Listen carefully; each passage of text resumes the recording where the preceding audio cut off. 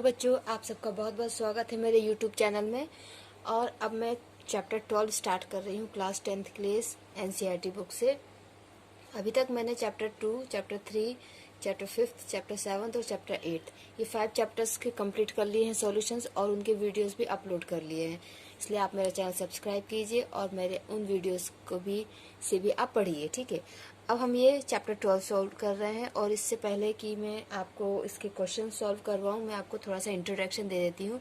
कुछ basic terms है, उनका इंट्रोडक्शन आपको दे देती हूँ। तो देखिए, चैप्टर 12 का नाम क्या है? Areas related to the circles. Means circle से रिलेटेड हमको एरियाज निकालने हैं कि 3 सर्कल्स, 4 सर्कल्स, हम सर्कल्स को अगर इतना कट कर दें या उसमें इतना एक्स्ट्रा जोड़ दें, उसको किसी दूसरे फिगर्स के साथ अगर हम जोड़ें तो उसके एरियाज में क्या फ़र्क आएगा। तो ये सारी चीज़ें हम इस चैप्टर में पढ़ेंगे। तो उससे पहले कुछ बेसिक टर्म्स देख लेते हैं कि सर्कल क्या होता है। तो देखिए, डेफिनेशन में मैंने लिखी है, a circle is a figure in a plane. Plane क्या होता है? इस तरीके का जो सरफेस होता है उसको हम प्लेन बोलते हैं, ठीक है। तो एक सर्कल क्या होता है? एक फिगर होता है एक प्लेन में, such that every point lying on it is at a constant distance from a fixed point.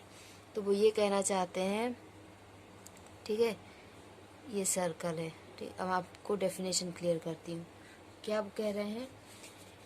Every point, इस सर्कल के ऊपर ये जो पॉइंट है, ठीक है, ये मैंने दूर दूर बनाए हैं, बाकी सर्कल में बहुत पास पास पॉइंट है, और उन्हीं पॉइंट से मिलके ये कर्व बनता है, ठीक है। इस तरीके की झुकी हुई चीज़ों को हम बोलते हैं कर्व, ओके। तो इन पॉइंटों से, ये दूर दूर मैंने बनाए हैं लेकिन पास पास ये पॉइंट होते हैं, तो इन पॉइंट की हेल्प से कर्व बनता है, और उस कर्व से ये सर्कल बनता है।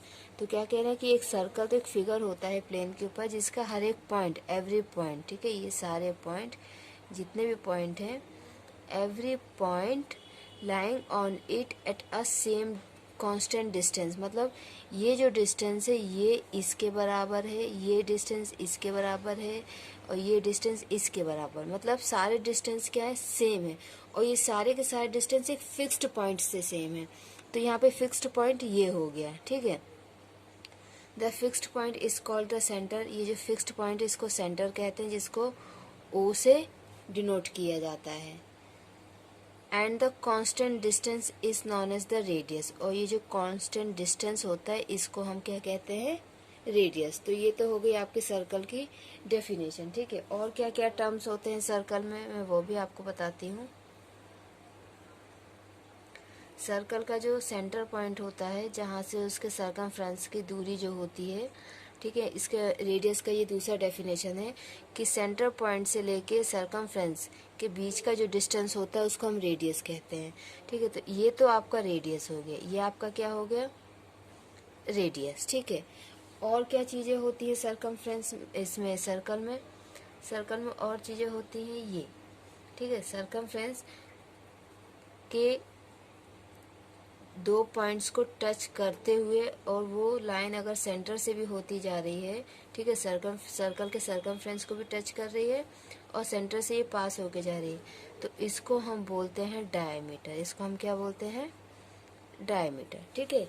ये बेसिक चीज़ें हैं, मुझे पता है आप लोग को ये सब पता होगा, बट स्टिल मैं एक रिवीजन के तौर पे आपको बता रही हूँ, ठीक है। और क्या होता है? सर्कल के सर्कमफ्रेंस को टच करती हुई लाइन लेकिन सेंटर से पास नहीं हो रही है, और सेंटर से भी पास अगर होती है तो उसको हम डायमीटर बोलते हैं। इस चीज़ को बोला जाता है कोड। इसको क्या बोला जाता है? कोड। तो हम ये कह सकते हैं कि diameter is the longest code.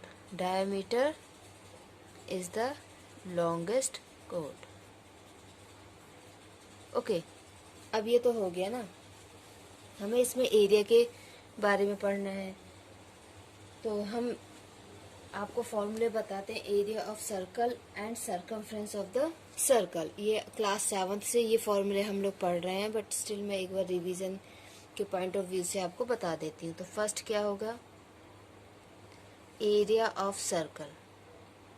Area of circle होता है pi r square. Area of circle क्या होता है? पाई आर स्क्वायर, ठीक है।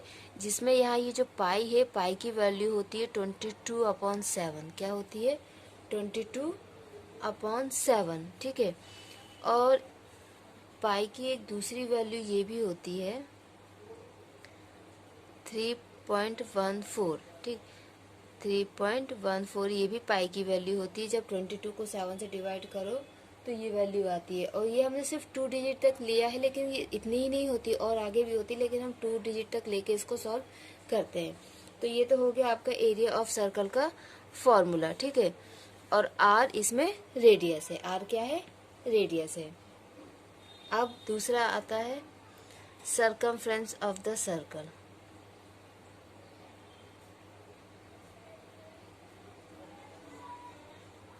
सर्कमफ्रेंस ऑफ द सर्कल होता है 2 pi r. Circumference of the circle क्या होता है, 2 पाई आर। ये बहुत बेसिक फॉर्मूलाज हैं, ओके। तो सर्कमफ्रेंस ऑफ द सर्कल क्या होता है, 2 पाई आर।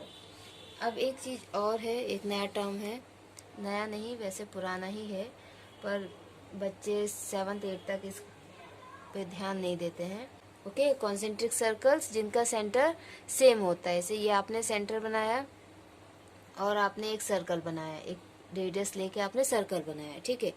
अब इसी सेंटर से आपने थोड़ा रेडियस ज़्यादा किया और एक और सर्कल बनाया। क्या किया, एक और सर्कल बनाया, ठीक है।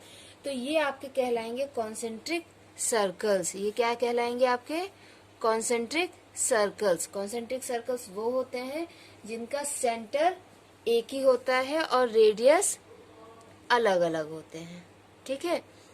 ये इसका रेडियस हो गया और ये इसका रेडियस हो गया, ओके। अब होता क्या है, आपको इस पे बेसिस क्वेश्चंस कैसे आते हैं, वो ये पूछ लेते हैं कि 2 कॉन्सेंट्रिक सर्कल्स हैं और उनका ऐसा ऐसा रेडियस है, तो बताइए कि ये वाले हिस्से का एरिया क्या होगा, ये वाले हिस्से का एरिया क्या होगा। तो देखिए बहुत नॉर्मल सी बात है। हम क्या करेंगे फिर उस केस में, पहले हम बड़े सर्कल का एरिया निकाल लेंगे और छोटे सर्कल का एरिया निकालेंगे, ठीक है। अब जब आपने बड़े सर्कल का एरिया निकाला, मान लीजिए आपका बड़ा सर्कल ये है, आपने बड़े सर्कल का एरिया निकाल लिया, ठीक है। ये सारा एरिया बड़े सर्कल का। फिर आपने छोटे सर्कल का एरिया निकाला, ओके।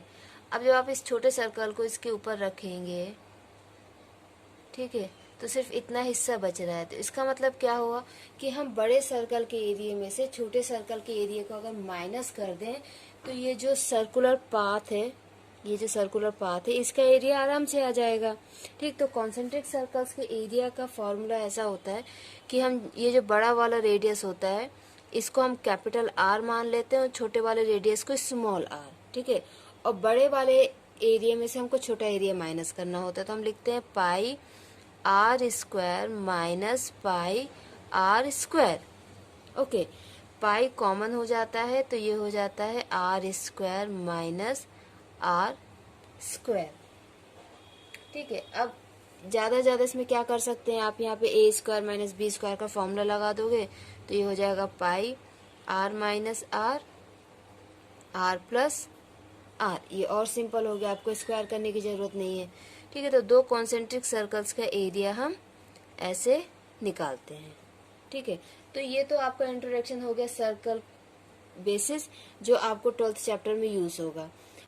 आगे और भी हैं टर्म्स जिनको मैं अपने नेक्स्ट वीडियो में कवर करूंगी।